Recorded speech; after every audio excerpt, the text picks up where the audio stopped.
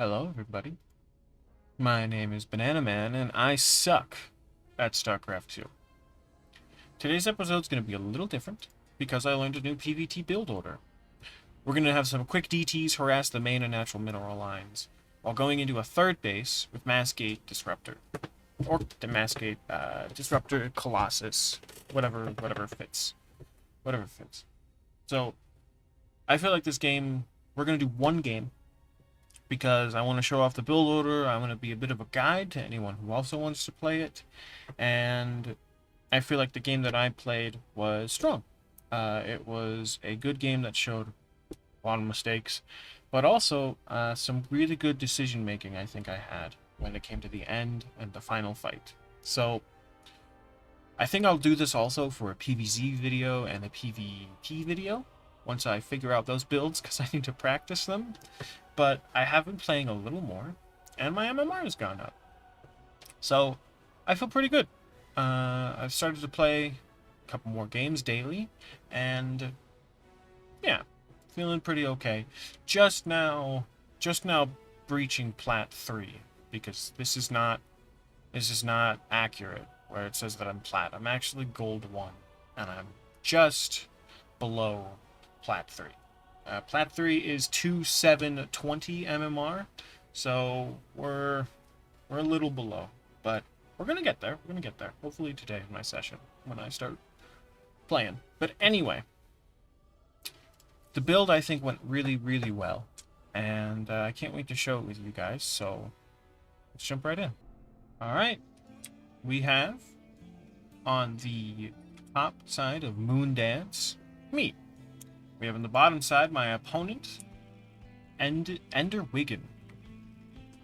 Now, this build order is pretty okay to follow. We're going to start with the standard 14 gate into 15 or 16 pylon. Now, we can't block both Reaper walls, so unfortunately we're just going to keep it here. And when it comes to later in the build, we're going to have a proxy pylon. Because we can't block scouting, we're also going to proxy the Dark Shrine. I feel like that might be best. But this is a pretty standard start. Pylon gas, or Pylon gate gas.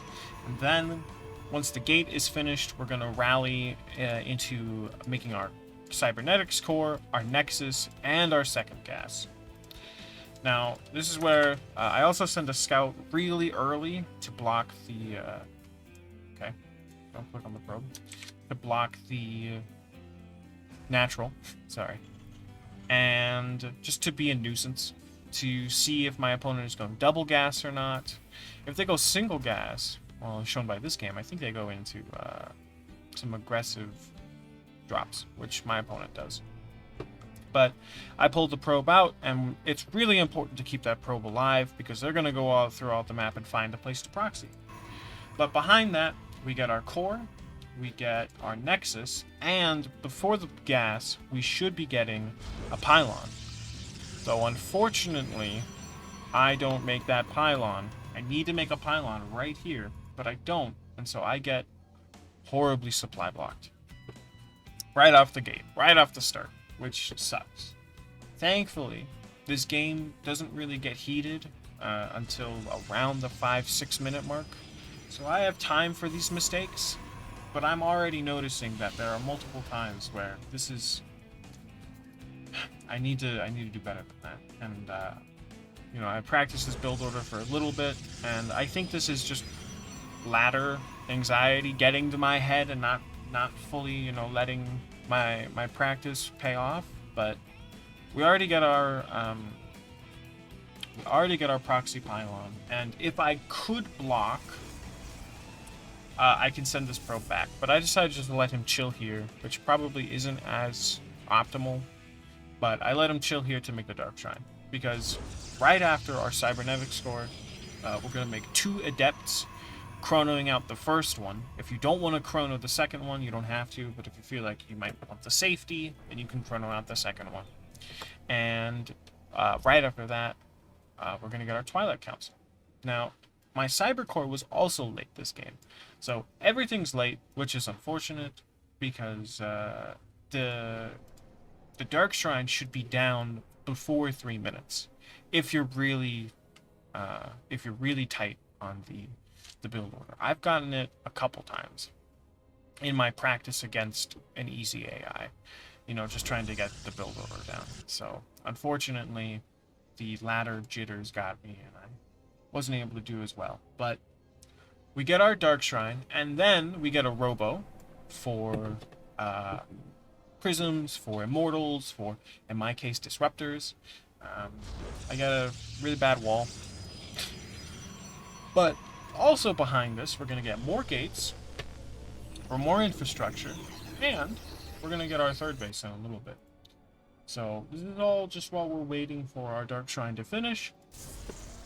What's good about this build, there is a lot of wiggle room. If we want to warp in some stalkers, if we want to warp in a safety battery in the main or the natural, then we can totally do that. Because, especially in my case, if it gets delayed, I now have the time to warp in an extra stalker or two. So, thankfully, with making mistakes, there's room to make it less of a mistake. But we do get our third base, and within a couple seconds, we're going to get both DTs. And I'll show you exactly what goes wrong with the DTs. But yeah, also in this game, I feel like worker count is pretty strong. I could have made a little more. I should be making a little more, but overall, things went okay. Anyway, I've queued this DT to go into the natural and this DT to go into the main. We're going to split them off so that hopefully we can cause the most amount of chaos as possible. Though, unfortunately, my opponent notices right away, scans, blasts this guy, and blocks in the second one. My opponent responds insanely well. All I get is a depot and this marine. So I think this is a great example, because in other games, hopefully you'll get 10, 15, 20 worker kills. Hopefully you'll go crazy. Though in this, if people aren't paying attention, you'll go crazy. And even in games that don't go that way, you've got your third base, you've got your worker count growing steadily, you've got your Robo Bay on the way, and more gateways. So it really feels like there's a really strong follow-up. I remember getting this battery, though I don't think it was as necessary. I think I needed one here, unfortunately, that I just didn't get. I have the money for it, I just didn't get it, unfortunately. But yeah, I also didn't notice this. I noticed that there were drops, but I didn't notice this drop coming in. I do notice with my observer, I do notice that this drop eventually, I think around 6:45. Yeah, he'll get there at around 6:45. But this drop goes in, and I do not split at all. They drop, and here go 10 workers, just like that. Oh man. If my opponent had an armory, which he very well could have, this would have sucked because I didn't have enough ready. It's unfortunate. Now, I do get a stalker here, and I don't know what happens. I get the stalkers here, they're in position. I also get scouting pylons, so that I notice them coming in the future, but I just pull. Where are the stalkers, huh? Where'd they go? They're going back into the natural, but I don't know why, but at least I respond pretty okay. I surround this guy, and I do manage to take him out, and I pull the drones out of the range of the mine, so my opponent is forced to pick up, and I'm able to blink in and take out the medevac. So at least the second one goes pretty well. Immediately, I get my workers back into gas and to mining, which also feels good. And this just goes to show you that, having direction, it feels really nice. And the power, I think, of this build is, you're able to mobilize a huge force. And because you have a third base, instead of going into, a bunch of gates to get a bunch of DTs, you have a third base, and eventually I get a fourth base, which means I can rebuild.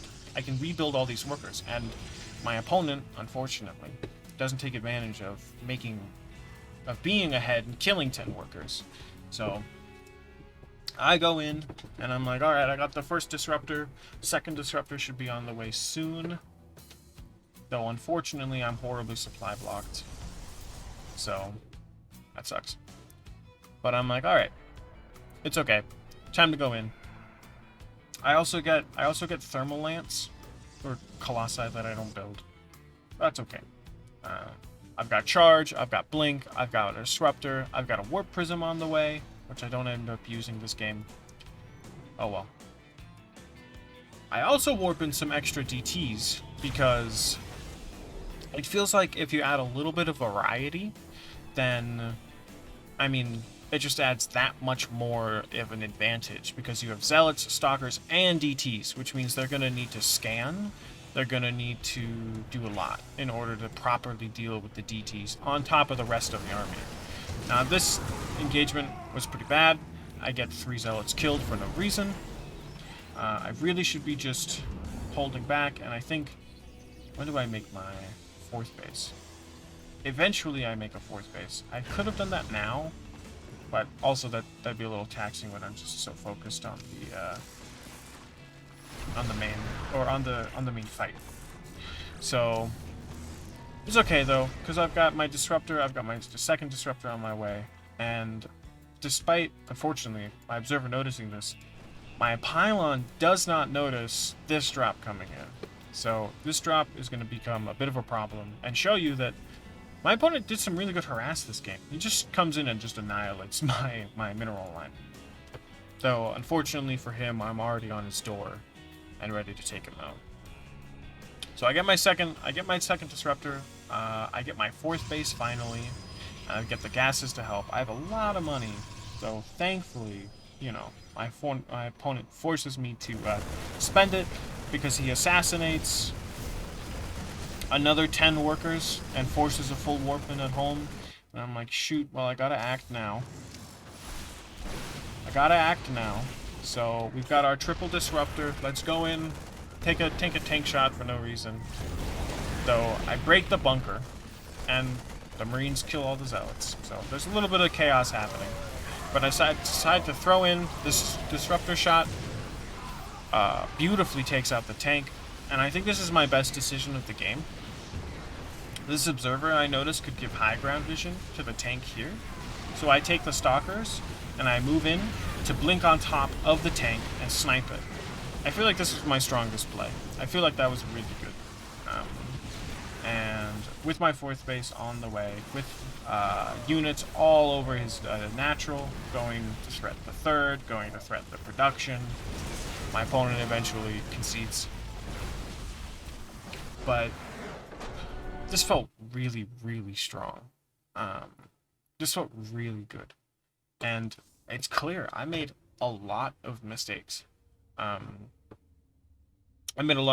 was horribly supply blocked, and I didn't respond well at all to the drops. I responded well to 1 out of 3 drops, and the other 2 drops wiped out an entire mineral line each. So that's really unfortunate. But my opponent also wasn't doing very well. My opponent didn't do great this game.